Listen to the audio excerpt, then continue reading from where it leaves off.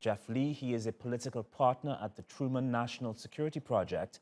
He was also Deputy Director of External and International Affairs and Deputy Cabinet Secretary to former California Governor Jerry Brown from the years 2014 to 2019. And he joins us now from Washington, D.C. So it's a pleasure having you on the program. Thank you for your time. Hey, thanks for having me. We've heard arguments and pledges from many leaders over the past days, but the UN General Assembly is often criticized as a place for talk, no action. Do you see that perception ever changing?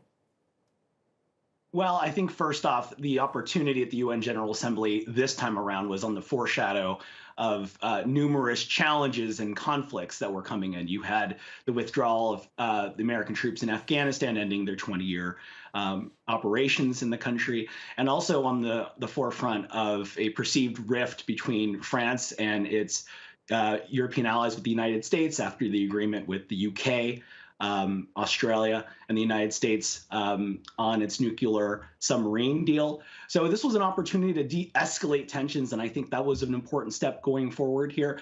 And certainly the conversation which heads to climate change and on COVID-19, I think this is opportunities for steps forward to have cooperation and to de-escalate tensions between nations around the world.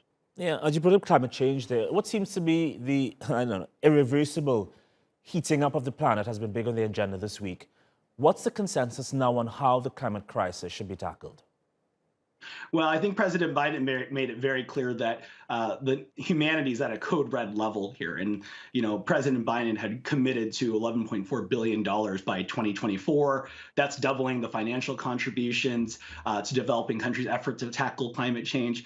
The blessing here is that, his Chinese counterpart had also made, declarations to stop financing coal-fired power plants and projects abroad. These are really important steps here and aligns very closely with the United Nations Secretary General's efforts to sort of have a moratorium on coal-fired plants. So I think there are real steps going forward. I think we're, at an abyss here when it comes to the climate crisis, and on the, with the next steps with the COP in Glasgow, these were steps I think that were very positive, and having the two largest economies making these declarations are important steps for other nations to follow. Indeed. How relevant is the UN in this new age of coronavirus and all the other things that the world has to be dealing with right now?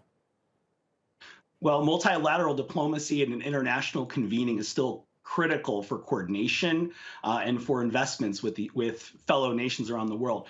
Unfortunately, just 10 nations so far have accounted for 5.86 billion vaccine doses administered so far. So there's certainly a lot of need here. And, the summit's going to have a conversation on the sidelines to push other countries to increase capacity to manufacture vaccines for the poorer nations.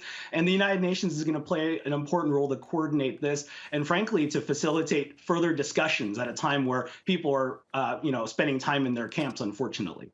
I'd love to leave it there. Jeff Lee at the Truman National Security Project. Once more, thank you for your time. Thank you for having me.